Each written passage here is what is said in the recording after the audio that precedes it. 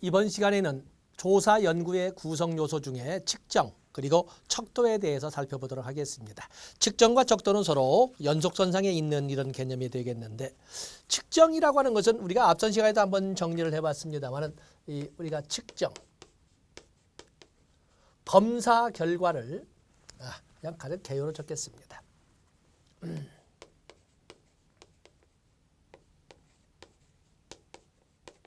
검사 결과를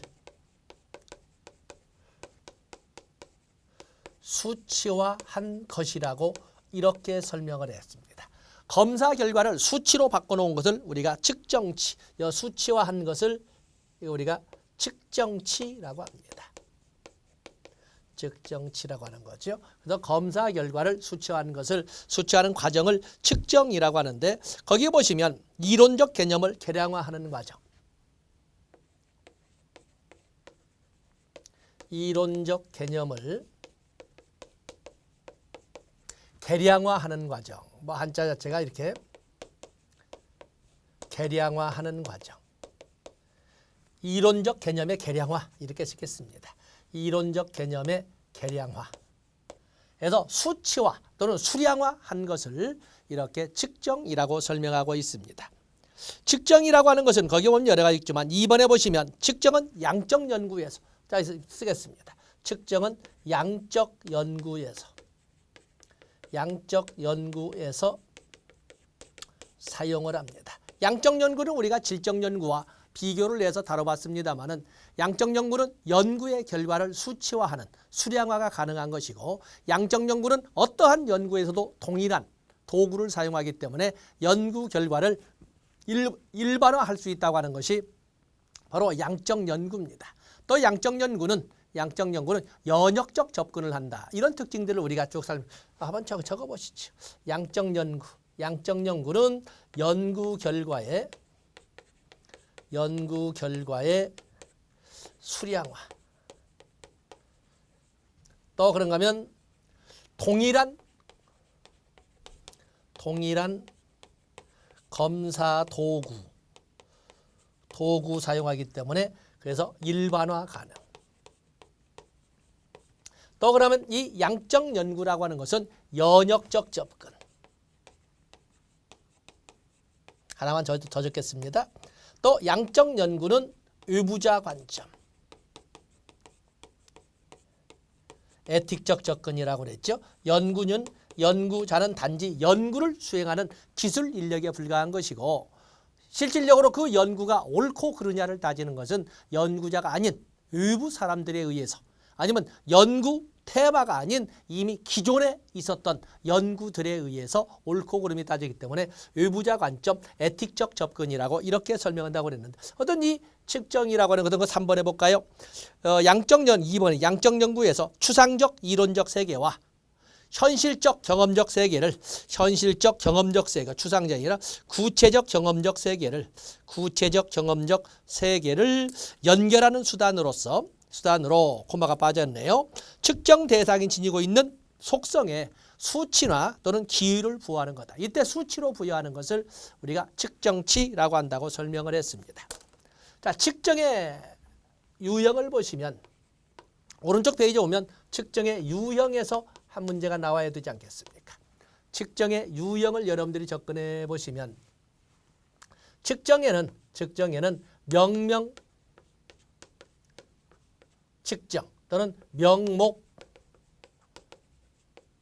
측정이라고 하는데, 이 명명 측정이라고 하는 것은 구별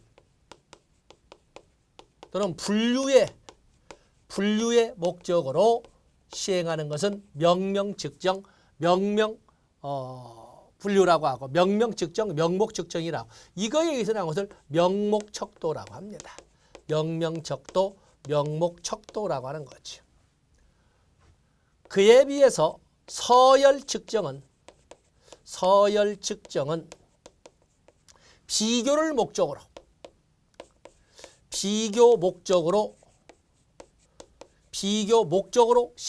비교 목적으로 시행하는 것은 서열 측정이 되겠는데, 서열 측정에 의해서 만들어진 척도를 우리가 서열 척도라고 합니다.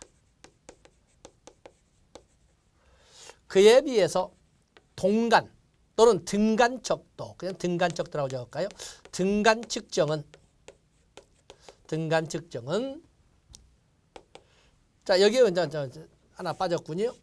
서열 측정은 명목 측정이 하는 구별 기능뿐만 아니라 비교 목적으로도 구별 목적과 뿐만 아니라 비교 목적을 동시에 수행하는 척도를 서열 척도, 서열 측정이라고 하는데 거기서 나온 것을 서열 척도라고 하고 있는 것입니다. 서열 척도. 등간 측정 또는 동간 측정이라고 하는 것은 동간 측정은 일정한 간격을 전제로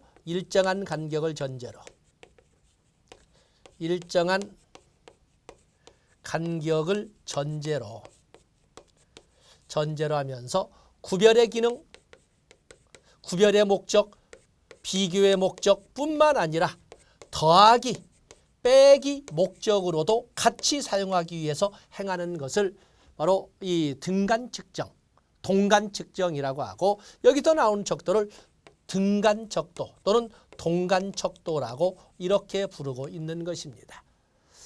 그 외에도 비교 측정도 있어요. 비율 측정이 있는 거죠. 비율 측정이 있습니다.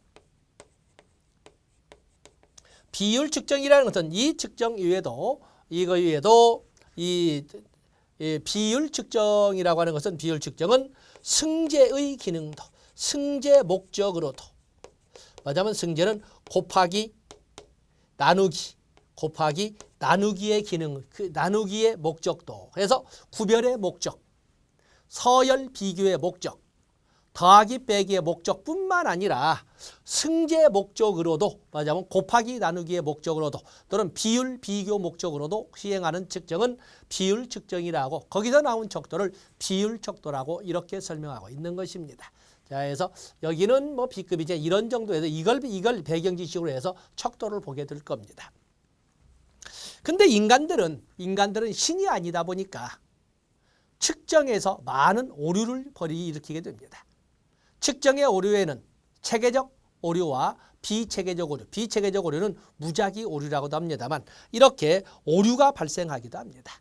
그래서 측정의 오류에서 측정 오차 이렇게 나와 있는데 거기 보면은 측정의 오류는 대상을 측정함에 있어서 본래 대상이 갖는 실상과 측정 결과 간의 차이에서 오는 불일치를 말한다.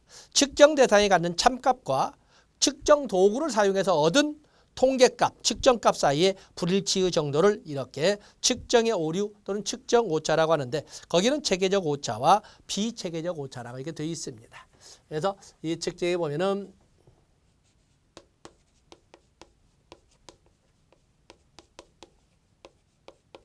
측정의 오류라고 하는 것은 거기 세 번째 있는 것처럼 대상의 참값과 대상의 참값, 측정 대상 그 자체가 갖는 참값과 측정 도구를 이용해서 얻은 측정값, 참값과 측정을 통해 맞으면 측정을 통해 얻은 측정값 간의 차이를 이렇게 측정의 오류라고 합니다. 측정을 통해 얻은 이 말을 측정 도구를 통해 얻은 이렇게 표현하기도 하는데 그래서 측정의 오류를 이렇게 정리를 하시면 됩니다. 측정의 오류는 체계적 오류와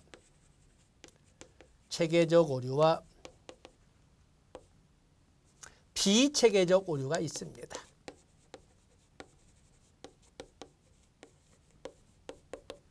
체계적 오류라고 하는 것은 일정한 패턴을 가지고 보여주는 오류. 일정한 패턴을 가지고 일정한 패턴을 보여주는 오류. 보여주는 에러를 이렇게 체계적 오류라고 합니다. 거기 뭐 우리가 보면은 거기 일정한 패턴과 경향이 있는 오류 해서 예로서 제가 저울을 들어놨습니다. 자, 교재 박스를 보십시오. 저울을 보시면 저울에다가 본래 0으로부터 0에다가 초점을 시작점을 맞춰주고 그리고 몸무게를 재게 되는데 그 시작점을 5kg으로 이렇게 맞춰놓으면 어느 누가 재도 5kg의 소위 오차가 발생하게 됩니다. 일정한 패턴인 5kg이 더 나온다는 패턴을 가지고 정확한 몸무게가 아니라 5kg이 더 나오는 몸무게를 보여주게 되는 거거든요. 이런 것처럼 일정한 패턴을 가지고 보여주는 오류를 체계적 오류라고 하는데 보통 아예 정해진 듯이 어느 한쪽으로 기울어진 편향의 경우 편향이란 단어가 나오면 체계적 오류란 단어를 가지고 여러분들이 접근해 주시면 됩니다. 일정한 패턴. 그렇기 때문에 민족에 의해서 종교에 의해서 거기 기독교 원리주의와 같은 경우에는 누구나 기도를 해 밥 먹기 전에 또 그런가 하면은 이슬람 원리주의 같은 경우는 누구나 이런 일정 간격대를 가지고 이렇게 경배를 올려 또 그런가 하면 일정 금식 기간이 되면 그들은 아무것도 해가 뜨는 순간부터 아무것도 안 먹다가 해가 지고 나서 이렇게 금식을 하다가 먹으면서 즐기기도 하고 화합을 다지기도 해 일정한 패턴을 보여주지 않습니까? 이런 것처럼 이런 측정의 오류, 체계적 오류라는 것은 인구학적으로 또는 사회 경제학적으로 또는 문화적으로 또는 시기적으로 이렇게 정형화된 어떤 룰에 의해서 이렇게 편차를 보여주는데 거기 교재를 적어놨죠. 인구학적이나 인구 또는 사회경제학적, 사회경제적 또는 개인적 특성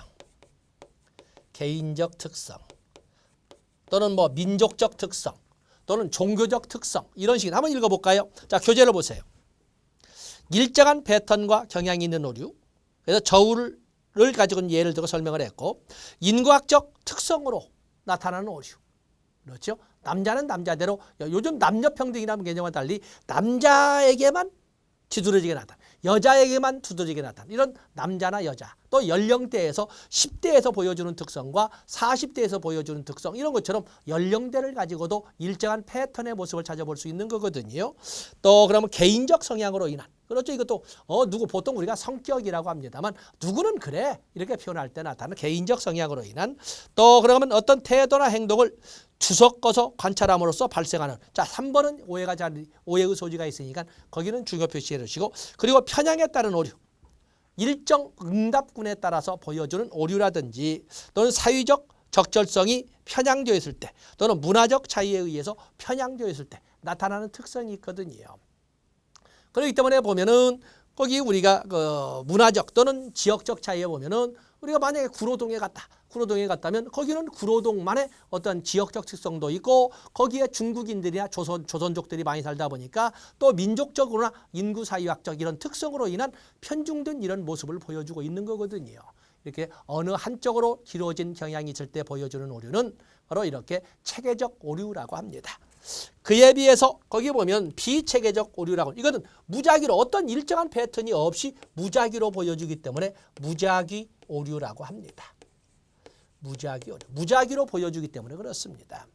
여기는 이 비체계적 오류는 연구자의 여기 교재에서는 거기에 보면은 연구자의 또는 측정자에 의한 오류 또는 측정 대상자에 대한 오류 측정자마다 측정자에 따라서 나타나는 오류 또는 측정 대상자에 따라서 나타나는 오류 또는 측정 이렇게 해서 측정 또 그러면 측정 도구에 의해서 나타나는 오류 또는 측정 상황에 따라서 나타나는 오류 등등이 바로 이런 일정한 패턴을 찾아볼 수 없는 이런 들쭉날쭉한 이런 오류를 찾아볼 수 있는데 비체계적 오류라고 합니다. 한 문제가 나오기 때문에 굳이 뻔한 내용을 가지고도 이렇게 문제를 푸는 겁니다. 그래서 측정자가 바꿔짐에 따라서 나타나는 오류도 있고 측정 대상자가 바꿔짐에 따라서 나타나는 오류도 있고 측정 도구를 바꿈으로써 나타나는 오류도 있고 또 보면 특정 상황이 바뀌어짐에 따라서 나타나는 오류도 있습니다. 이런 것은 어떤 패턴을 찾아보기 어렵기 때문에 비체계적 오류 또는 무작위 오류라고 합니다. 자, 교재를 보세요.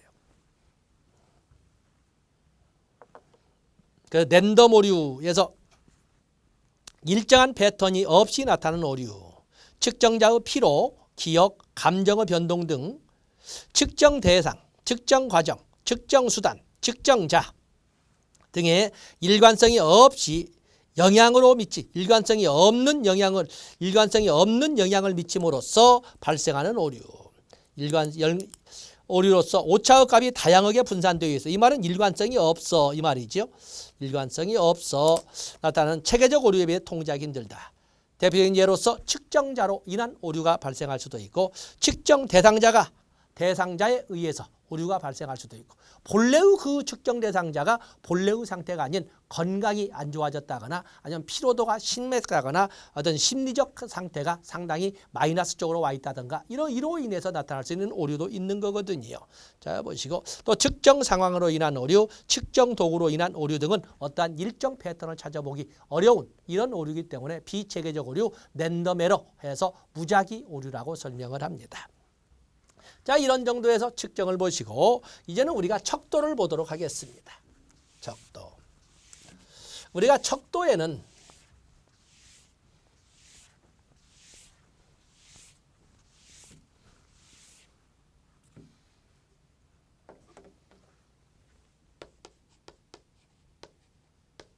척도의 개요를 보면 척도는 측정 도구라고 이렇게 설명할 수 있습니다.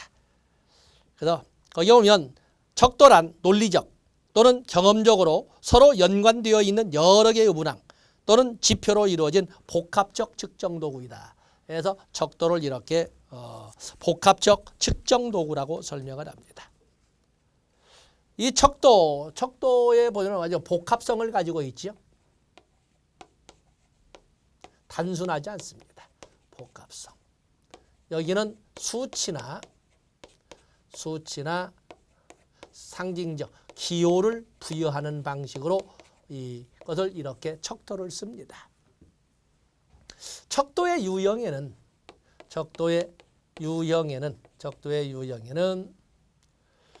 명목 척도,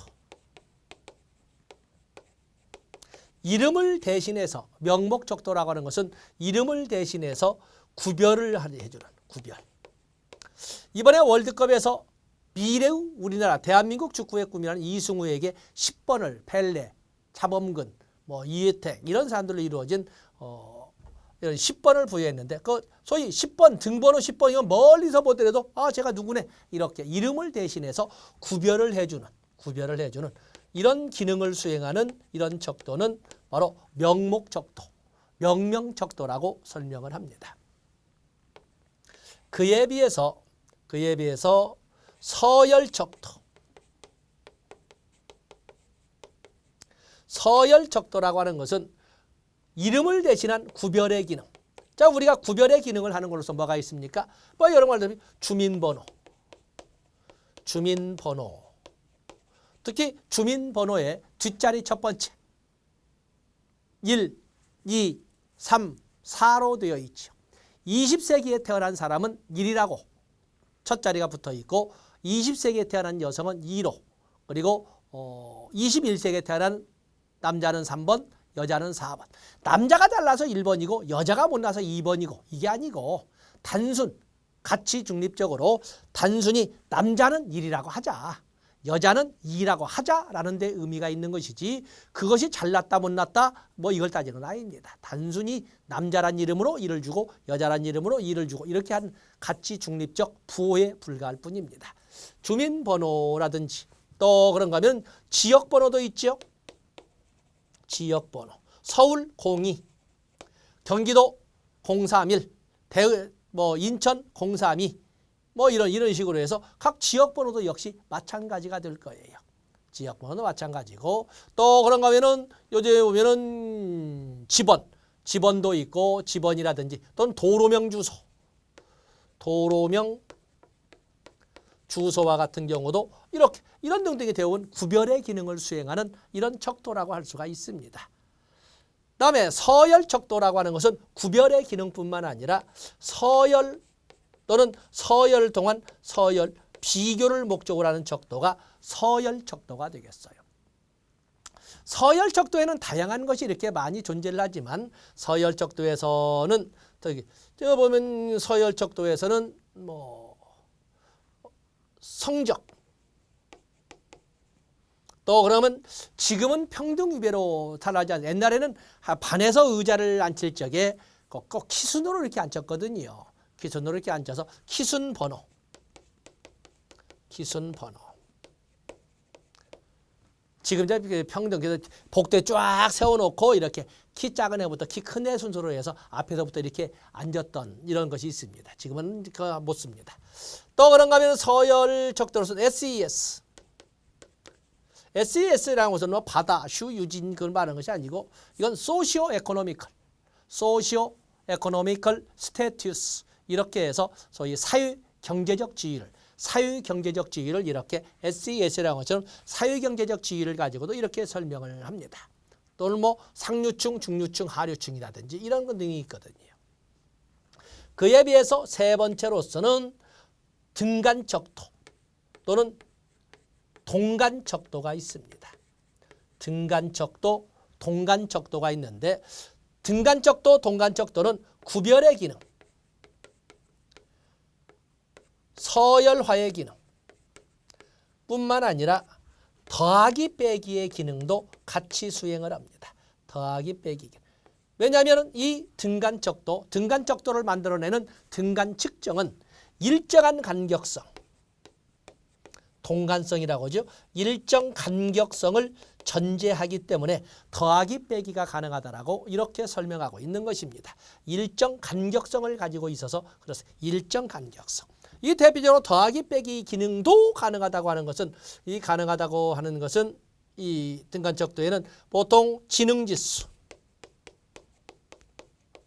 지능지수나 또는 온도 이런 등등은 일정한 간격을 전제해서 설명을 합니다. 일정한 간격을 가지고 설명을 하는 거죠.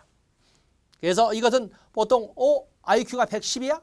나는 105인데 나보다 5가 높네. 이렇게 더하기 빼기가 가능하려면 기본 전제 조건은 그 측정치나 척도 간의 일정한 간격성을 전제로 해야만이 그것이 가능합니다. 그에 비해서 서열 척도는 상류층, 중류층, 하류층 나온다 해서 상류층과 중류층, 중류층과 상류층 또 중류층과 하류층 이 간격을 일정하다고 설정할 수 없거든요. 단지 더 잘 산다 못 산다 이렇게 비교만 할 뿐이지 그걸 가지고 더하기 빼기를 할 수 있는 것은 아닙니다. 또 그런가 하면 소득과 같은 경우에는 정확하게 소득과 같은 것은 더하기 빼기가 가능하지요. 그러지 않습니까? 소득. 근데 소득은 여기다 포함시키는 이유는 뒤에 설명했죠. 소득은 여기다 포함시키지 않습니다. 어쨌든 여러분들은 여기 등간척도로서는 등간척도, 지능지수나 온도가 대표적인 것을 알아주시면 됩니다. 그다음에 마지막으로 비율척도가 있습니다. 비율척도라고 하는 것은 명목척도가 가지고 있는 구별의 기능 그리고 서열 비교의 기능 그리고 더하기 빼기의 기능 뿐만 아니라 곱하기 나누기의 기능도 같이 수행을 하는 척도를 이렇게 비율척도라고 합니다. 비율척도 여기는 왜 곱하기 나누기가 가능하냐면 절대 0점 또는 절대 원점을 전제하기 때문에 이렇게 설명을 합니다. 절대 0점, 절대 원점이라고 하는 것은 똑같은 출발점을 가정한다는 것을 말합니다. 똑같은 출발점을 가정한다라고 하는데 바로 이기 때문에 이것은 곱하기 나누기도 가능하지. 그렇기 때문에 뭐 길이 또는 뭐 높이, 무게,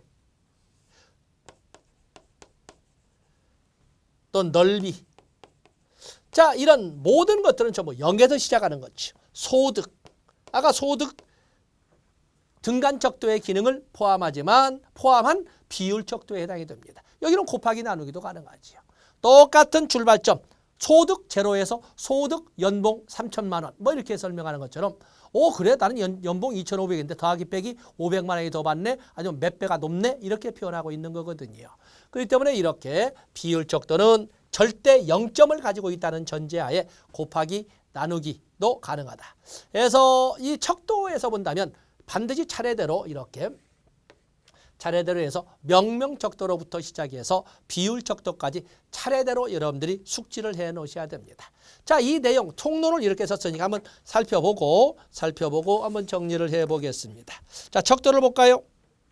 아까 말한 것처럼 척도라고 하는 것은 측정을 통해서 얻게 되는 복합적 측정 도구다. 복합적 측정 도구다. 관찰된 현상에 수치나 기호를 부여하는 것이다. 관찰된 현상에 수치나 기호를 부여하는 것이다. 뭐 신뢰성, 타당도를 확보해야 된다. 이런 척도가 있다. 자, 첫 번째 명목 척도가 있습니다. 명목 척도라고 한번 보겠습니다. 측정 대상을 몇 개의 상호 배타적인 이 말은 완전히 분리되는 확연하게 구별될 수 있는 이 말입니다. 상호 배타적인 확연하게 구별될 수 있는 범주로 구분하고 이것을 식별하기 위하여 각 범주의 수치를 부여하는 것으로 각 범주들 사이에는 특별한 관계도 없고 완전히 구별되고 배타적이니까 부여된 수치도 아무런 양적 의미를 갖지도 못한다. 숫자 그 자체는 아무런 의미가 없다라는 말을 지금 두 번째 다 적었습니다. 대표적으로 우편번호, 지역번호, 주민번호 등등을 이렇게 쭉 나열로 했습니다. 그래서 이 명목 척도는 그 수치로 나타난다 해도 아무런 의미가 없는 특징을 가지고 있다라고 설명할 수가 있습니다. 다음에 서열 척도를 보시죠. 서열 척도. 서열 척도라고 하는 것은 서열 척도. 측정 대상이 가지는 어떠한 속성이 수치에 따라 차례대로 순서대로 배열된 것으로 분류의 기능과 상대적 등위만을 표시할 뿐이다. 말하자면 분류의 기능과 서열 비교의 기능 두 가지를 말하자면 비교의 기능을 보통 우리가 보면 개인차 변별 이렇게 하는 것처럼 비교의 기능을 수행한다라고 설명을 합니다. 서열 척도는 선호되는 순위를 나타내는 걸로써 숫자 그 자체는 의미를 갖지만 간격이나 비율의 의미는 갖지 못한다. 말하자면 간격이라는 것은 동간 척도의 의미라든지 비율 척도의 의미는 부여할 수 없다라고 설명을 하고 있습니다. 그래서 서열 척도의 대표적인 예로서 거기에 보면 서열 척도로서 서열 척도 키순 번호라든지 성적 이렇게만 했지만 우리가 사회복지의 관점으로 설명했을 때 거기 사회경제적 지위 소시오 에코노미컬 스테투스라고는 사회경제적 지위 또는 삶의 만족도, 사회 계층, 선호도, 직장 만족도, 장애 등급, 또 사회복지사 자격 급수 이런 것들이 전부 서열 척도의 개념을 가지고 있습니다. 저기 서열 척도의 유형은 또 별도로 나오기 때문에 자 이해 보겠습니다. 서열 척도 여기 보면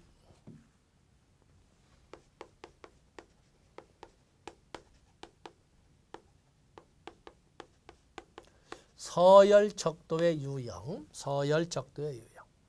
서열 척도의 유형은 거기 첫 번째 보면 평정 척도 이렇게 되어 있는데 각 항목의 단순 합산을 통해 서열성을 산출하는 척도 때문에 평정 척도인데 측정 대상의 어떤 속성을 단일 연속 성상에 배열하고 일정 기준에 입각하여 대상의 속성에 일정 수치를 부여하거나 몇 개의 카테고리로 구분하여 각 구분점에 일정 수치를 부여하는 척도이다.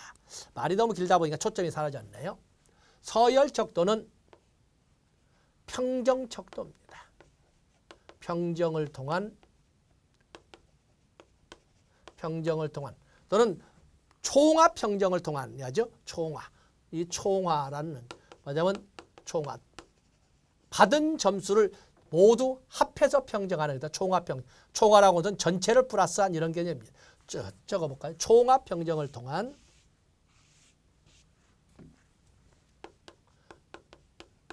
전체를 합해서 평정을 하는 총화평정을 통한 그렇죠? 그래서 이거는 평정척도에서 총화평정을 통해서 서열성을 산출한다.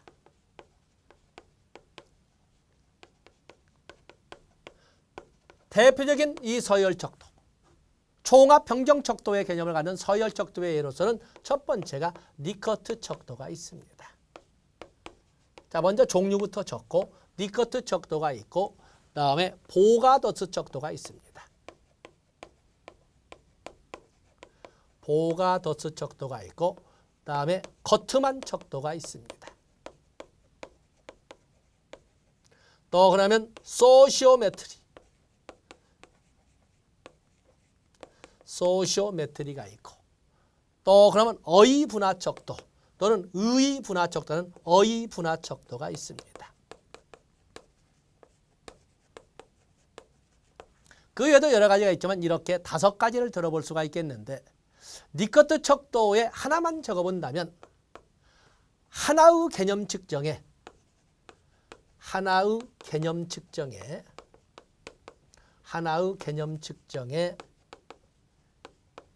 여러 문항을 사용합니다. 하나의 개념을 측정하는 데 있어서 하나의 문항만을 가지고 측정하는 것이 아니라 하나의 개념을 측정할 때 여러 개의 문항을 측정한다. 물론 이 여러 개의 문항은 문항 간 일치성이 높은 문항으로 구성되어야 되겠지요. 문항 간 이렇게 해서 이런 특징이 있다. 그다음에 보가더스 척도는 집단 간 사회적 거리감을 측정하는 척도를 이렇게 보가더스 척도라고 합니다. 사회적 거리감을 측정하는 그에 비해서 거트만 척도라고 하는 것은 거트만 단일 차원적 특성을 이 거트만 척도는 단일 차원의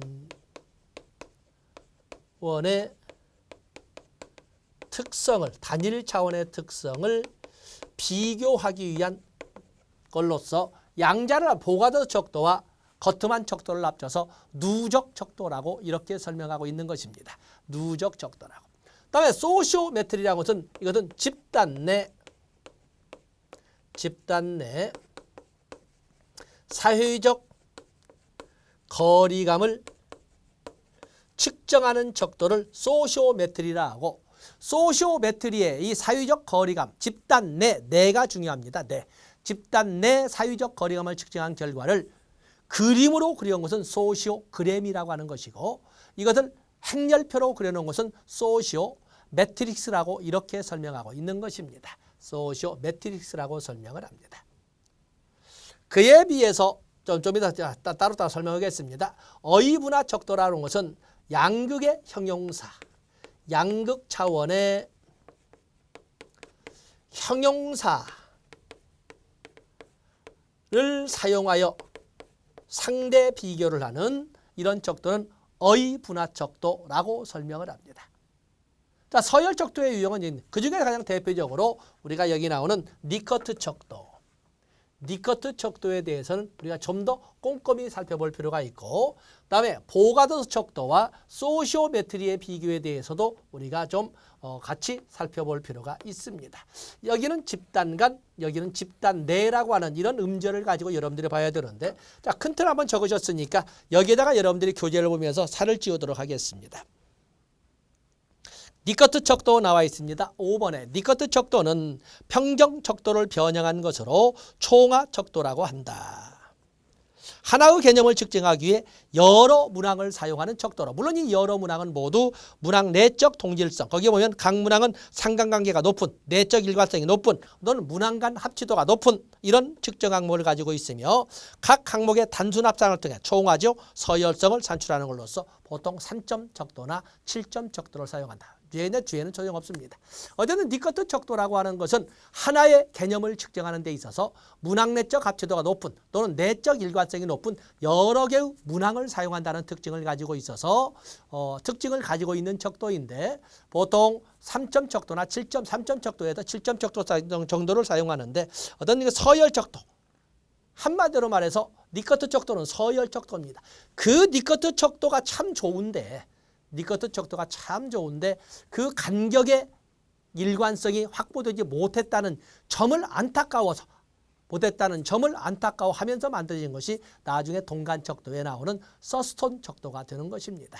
자, 어쨌든 핵심 내용은 여기 있는 것처럼 하나의 개념을 측정하는 데 있어서 내적 일관성이 높은 여러 개의 문항을 사용한다는 특징을 가지고 있다. 다음에 보가더스 척도, 소수민족 사회계급에 대한 사회적 거리감을 측정하기 위하여 측정하기 위해 하나의 연속성을 가진 문항으로 이룬 누적 척도이다. 집단 상호 간, 집단 간 거리감을 측정하는 데 유용하다. 이렇게 되어 있습니다. 집단 간. 자, 여기 읽어보고 넘어갑니다. 다음에 거트만 척도. 거트만 척도도 여기 보시면 거트만 척도도 보가더스 척도와 마찬가지로 누적 척도가 되겠는데 척도 도식법, 척도 분석법이라고 한다. 뭐 뒤에가 다 그렇습니다만 어떤 단일 차원의 특성이나 태도나 현상을 측정하기 위한 누적 척도로 이때 단일 차원이라고 하는 것은 문항이 하나의 잠재적인 차원에 1차적으로 배열되는 것을 의미하는 것이고 그다음에 누적적이라고 하는 것은 강한 태도를 갖는 문항에 긍정적 견해를 표명한 사람은 약한 태도를 나타내는 문항에 대하여 긍정적 논리를 적용하여 문항을 배열하는 것이다. 어떤 것 이해가 좀 그렇습니다만 중요한 것은 그러면 단일 차원적 특성을 파악하기 위한 단일 차원의 특성을 파악하기 위한 누적 척도의 개념을 갖는 것은 거트만 척도가 되겠습니다. 그다음에 소시오메트리는 집단 내 개인의 핵심은 내죠. 집단 내 개인의 선택, 커뮤니케이션 및 상호작용 형태에 대한 자료를 수집하고 분석하는 많은 방법을 지지하는 포괄적 용어이다. 한마디로 말해서 이 소시오메트리는 이 조사론에서만 나오는 것이 아니라 이 소시오메트리라는 것은 여기는 포괄적도 그리고 이 소시오메트리 있지 않습니까? 사회적 거리감을 측정한다는 데는 공통점이 있습니다. 사회적 거리감을 측정하는 데는 공통점을 가지고 있지요. 그런데 포괄적 척도는 집단 간. 자, 여러분들도 한번 속으로 생각해 보세요. 집단 간. 우리나라에는 이런 다문화나 다민족들이 이렇게 들어와 있습니다. 자, 여러분들이 볼 적에 똑같은 백인에 대해서만 비교한다고 해도 영국 계열의 앵글로색슨족, 또 뭐 지중해 쪽의 라틴족, 또 독일, 뭐 헝가리 이쪽에는 게르만족, 또 러시아 계통의 슬라브족 이런 족들이 있을 적에 여러분들은 그들에게 몇 점을 배점할 수 있으십니까? 5점 척도나 7점 척도를 제시하고 점수를 주도록 해보는 거거든요. 집단 간 사회적 거리가 아니면 좀 더 적나라하게 백인, 흑인 또 그러면 아시아 인종 중에서도 동남아시아, 일본 또는 중동 이렇게 봤을 적에 각각 몇 점씩을 배점하시겠습니까? 라고 집단 간 비교를 소위 사회적 거리감, 집단을 대상으로 하는 사회적 거리감을 측정하는 것은 포괄적 척도라고 합니다. 그에 비해서 소시오메트리라는 것은 집단 내 구성원들 간에 또는 가족 구성원들 간에 사회적 거리감을 측정하는 것은 그야말로 소시오메트리고 그 결과를 그림으로 그린 것은 소시오그램, 행렬표로 그린 것은 소시오메트릭스라고 그랬습니다. 제가 그걸 설명하고 있는 거예요. 그래서 양자, 포괄적 척도와 소시오메트리에서 점 하나, 집단 간이냐, 집단 내냐. 공통점은 사회적 거리감을 비교하는 건데 이렇게 봐주시고. 그다음에 어휘분화 척도, 거기 보면 어휘분화 척도, 의미분화 척도, 어휘차이 척도. 거기 보시면 니은번의 어휘차이 척도법은 일직선으로 도표화된 척도의 양극단의 대칭적 표현이나 형용사의 연속선상에서 평가를 하도록 하는 방법이다. 아름답다, 추하다. 아주 아름답다부터 시작해서 아주 아름답다, 좀 추하다, 보통이다, 아름답다, 아주 아름답다. 이렇게 해서 이럴 때 몇 점을 주시겠습니까? 깨끗하다, 더럽다. 아주 깨끗하다, 보통이다, 더럽다, 아주 더럽다. 더러운 게 이제 더럽다는 동사고 이렇게 형용사로 아주 깨끗한, 아주 더러운, 깨끗한, 더러운, 보통인. 뭐 이렇게 설명을 할 적에 몇 점을 주시겠습니까? 라는 것처럼 양극 차원으로 표현된 형용사를 이용해서 점수를 배점하고 비교를 하도록 하는 것은 어휘분화 척도, 어휘차이 척도라고 이렇게 설명하고 있습니다. 다음에 등간 척도는 판서하지 않겠습니다만 거기 등간 척도를 보시면 등간 척도 특정 대상의 특정한 속성이 가지는 가부 간격이 일정한 척도. 핵심은 그거지요. 가부 간격이 일정한 척도로서 거기 보면 더하기 빼기가 가능하다. 간격이 동일하다는 특성, 동간성이 있기 때문에 거기에 보면 가감이 가능하다. 이렇게 설명을 했습니다. 등간 척도의 예로서는 거기 뭐 온도, IQ 점수, 온도, 성적 점수 이런 것들 등간 척도라고 이렇게 설명을 하고 있는데 대표적으로 우리는 서스톤 척도가 있습니다. 서스톤 척도. 무조건 우리가 척도에 대한 문제가 나오면 서열 척도로 설명을 합니다. 니커트 척도를 대표로 해서 보가더스, 거트만, 소시오메트리 다 서열 척도입니다. 그런데 등간 척도에는 서스톤 척도가 있습니다. 니커트 척도의 부족한 점을 안타까워하면서 만들어진 것이 서스톤 척도인데, 자 거기 보시면 서스톤 척도는 니은번 밑에도 두째 줄 나와 있군요. 니커트 척도의 구성 간격이 동일하지 않다는 단점을 보완하기 위하여 만들어진 걸로써 어떠한 사실에 대하여 가장 우호적인 태도와 가장 비우호적인 태도를 나타내는 양극단을 똑같은 간격으로 구분해놓고 여기에 수치를 부여하도록 한 것이 바로 그래서 소위 서열도 매길 수가 있지만 비교도 할 수가 있지만 얼만큼 좋은지 얼만큼 싫은지를 더하기 빼기를 통해서도 표현할 수 있도록 한 것이 바로 여기 나와 있는 서스톤 척도가 되겠습니다. 그래서 서스톤 척도는 조사자가 자극들의 차이에 초점을 두고 척도치를 부여한다는 점에서 자극중심 척도법이라고도 한다. 자극중심 척도법이라고도 한다. 다음에 비율 척도는 그 간격이 척도의 간격이 일정할 뿐만 아니라 숫자의 비율마저도 의미를 가진다고 보는 가장 높은 수준의 측정단. 높으면 높을수록 아래로 내려오면 내려올수록 그 이전에 있었던 척도의 기능을 모두 수용해서 이끌어가는 척도가 되겠는데 그 비율 척도는 핵심 단어가 2번에 있는 절대 0점이 되겠죠.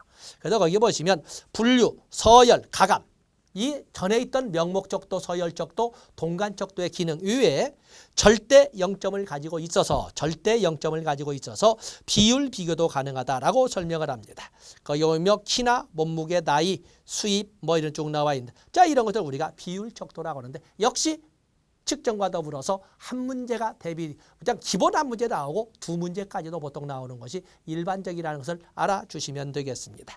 그렇게 해서 이번에는 소위 측정과 척도를 하나로 한 텀으로 묶어서 한 시간을 정리를 했습니다. 이 시간은 여기까지 하고 다음 시간에 이제는 사회복지 조사의 과정으로 넘어가도록 하겠습니다. 고맙습니다.